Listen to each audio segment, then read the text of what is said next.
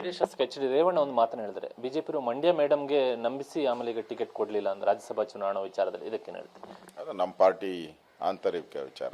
ಅದರ ಬಗ್ಗೆ ರೇವಣ್ಣ ಆಗಲಿ ಇನ್ನೊಬ್ಬರಾಗಲಿ ಮಾತಾಡುವಂಥ ಅಧಿಕಾರ ಯಾವುದೂ ಇಲ್ಲ. ಅದರಿಂದ ನಾವ್ಯಾರಿಗೂ ಭರವಸೆ ಕೊಟ್ಟಿದ್ದು ಇಲ್ಲ. ನಾವು ನಮ್ಮ ಕಾರ್ಯಕರ್ತರು ಕೊಟ್ಟಿದ್ದೀರಿ ಅಷ್ಟೇ. ರಾಜ್ಯಸಭಾ ಈಗ ಅಡ್ಡ ಮತದಾನ ವಿಚಾರದಲ್ಲಿ ಜೆಡಿಎಸ್ ಮತ್ತು ಬಿಜೆಪಿ ಜಂಟಿಯಾಗಿ ಕೂತು ಈ ವಿಚಾರನ ಅವಲೋಕನ ಮಾಡುವಂತಹ ಒಂದು ಸಂದರ್ಭ ಏನಾದರೂ ಇದೆಯಾ? ಮಾತಾಡಿದ್ದೀನಿ. ನೆನ್ನೆನೇ ಕುಮಾರಸ್ವಾಮಿ ಅವರ ಹತ್ರ ರಾತ್ರಿ ಸುಮಾರು 7-8 ಗಂಟೆಯಲ್ಲಿ ರಾತ್ರಿ ಕುಮಾರಸ್ವಾಮಿ ಅವ್ರ ಜೊತೆ ಮಾತಾಡಿದ್ದೀನಿ. ಅದಕ್ಕೋಸ್ಕರ ಚರ್ಚೆ ಮಾಡ್ತೀವಿ ನಾವು. ಅವರು ಈಗಾಗಲೇ ಅದರ ಬಗ್ಗೆ ಯಾರು ಅನ್ನೋದು ಅವ್ರಿಗೂ ಐಡೆಂಟಿಫೈ ಆಗಿದೆ, ಯಾರ್ಯಾರು ಮಾಡಿದ್ದಾರೆ ಅಂತ. ಸೊ ನಾವು ಐಡೆಂಟಿಫೈ ಮಾಡ್ತೀರಿ. ಸೊ 100% ಯಾರು ಈ ಥರ ದ್ರೋಹ ಬಗ್ದಿದ್ದಾರೆ ಅವ್ರಿಗೆ ಶಿಕ್ಷೆ ಅಂತೂ ಆಗೇ ಆಗ್ತದೆ. ಇದಿಷ್ಟು ವಿಧಾನಸಭೆ ವಿಪಕ್ಷ ನಾಯಕ ಆರ್ ಅಶೋಕ್. ಕ್ಯಾಮ್ರಾ ಪ್ರಾಣೇಶ್ ಜೊತೆ ಕಿರಣ್ ಹನೇಡ್ಕ, TV9 ಬೆಂಗಳೂರು. ಜೆಡಿಎಸ್ ಶಾಸಕ ಎಚ್ ಡಿ ರೇವಣ್ಣ ಒಂದು ಮಾತನ್ನು ಹೇಳಿದರೆ ಬಿಜೆಪಿ ಮಂಡ್ಯ ಮೇಡಮ್ಗೆ ನಂಬಿಸಿ ಆಮೇಲೆ ಈಗ ಟಿಕೆಟ್ ಕೊಡಲಿಲ್ಲ ಅಂದ್ರೆ ರಾಜ್ಯಸಭಾ ಚುನಾವಣಾ ವಿಚಾರದಲ್ಲಿ ಇದಕ್ಕೇನು ಹೇಳ್ತೀವಿ? ಅದು ನಮ್ಮ ಪಾರ್ಟಿ ಆಂತರಿಕ ವಿಚಾರ. ಅದರ ಬಗ್ಗೆ ರೇವಣ್ಣ ಆಗಲಿ ಇನ್ನೊಬ್ಬರಾಗಲಿ ಮಾತಾಡುವಂಥ ಅಧಿಕಾರ ಯಾವುದೂ ಇಲ್ಲ.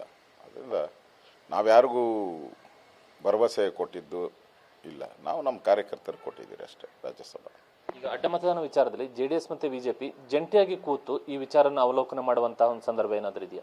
ಮಾತಾಡಿದ್ದೀನಿ. ನೆನ್ನೆನೇ ಕುಮಾರಸ್ವಾಮಿ ಅವರ ಹತ್ರ ರಾತ್ರಿ ಸುಮಾರು 7-8 ಗಂಟೆಯಲ್ಲಿ ರಾತ್ರಿ ಕುಮಾರಸ್ವಾಮಿ ಅವ್ರ ಜೊತೆ ಮಾತಾಡಿದ್ದೀನಿ.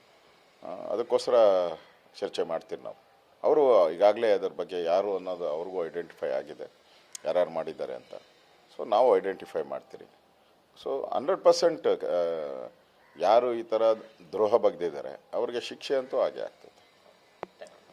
ಇದಿಷ್ಟು ವಿಧಾನಸಭೆ ವಿಪಕ್ಷ ನಾಯಕ ಆರ್ ಅಶೋಕ್. ಕ್ಯಾಮ್ರಾ ಪ್ರಾಣೇಶ್ ಜೊತೆ ಕಿರಣ್ ಹನೇಡ್ಕ, TV9 ಬೆಂಗಳೂರು. ಜೆಡಿಎಸ್ ಶಾಸಕ ಎಚ್ ಡಿ ರೇವಣ್ಣ ಒಂದು ಮಾತನ್ನು ಹೇಳಿದರೆ ಬಿಜೆಪಿ ಮಂಡ್ಯ ಮೇಡಮ್ಗೆ ನಂಬಿಸಿ ಆಮೇಲೆ ಈಗ ಟಿಕೆಟ್ ಕೊಡಲಿಲ್ಲ ಅಂದ್ರೆ ರಾಜ್ಯಸಭಾ ಚುನಾವಣಾ ವಿಚಾರದಲ್ಲಿ ಇದಕ್ಕೇನು ಹೇಳ್ತೀವಿ? ಅದು ನಮ್ಮ ಪಾರ್ಟಿ ಆಂತರಿಕ ವಿಚಾರ. ಅದರ ಬಗ್ಗೆ ರೇವಣ್ಣ ಆಗಲಿ ಇನ್ನೊಬ್ಬರಾಗಲಿ ಮಾತಾಡುವಂಥ ಅಧಿಕಾರ ಯಾವುದೂ ಇಲ್ಲ. ಅದರಿಂದ ನಾವ್ಯಾರಿಗೂ ಭರವಸೆ ಕೊಟ್ಟಿದ್ದು ಇಲ್ಲ. ನಾವು ನಮ್ಮ ಕಾರ್ಯಕರ್ತರು ಕೊಟ್ಟಿದ್ದೀರಿ ಅಷ್ಟೇ. ರಾಜ್ಯಸಭಾ ಈಗ ಅಡ್ಡ ಮತದಾನ ವಿಚಾರದಲ್ಲಿ ಜೆಡಿಎಸ್ ಮತ್ತು ಬಿಜೆಪಿ ಜಂಟಿಯಾಗಿ ಕೂತು ಈ ವಿಚಾರನ ಅವಲೋಕನ ಮಾಡುವಂತಹ ಒಂದು ಸಂದರ್ಭ ಏನಾದರೂ ಇದೆಯಾ? ಮಾತಾಡಿದ್ದೀನಿ. ನೆನ್ನೆನೇ ಕುಮಾರಸ್ವಾಮಿ ಅವರ ಹತ್ರ ರಾತ್ರಿ ಸುಮಾರು 7-8 ಗಂಟೆಯಲ್ಲಿ ರಾತ್ರಿ ಕುಮಾರಸ್ವಾಮಿ ಅವ್ರ ಜೊತೆ ಮಾತಾಡಿದ್ದೀನಿ.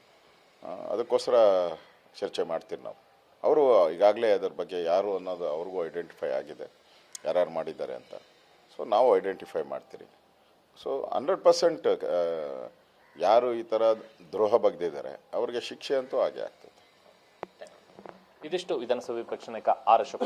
ಕ್ಯಾಮ್ರಾ ಪ್ರಾಣೇಶ್ ಜೊತೆ ಕಿರಣ್ ಹನೇಡ್ಕ, TV9 ಬೆಂಗಳೂರು.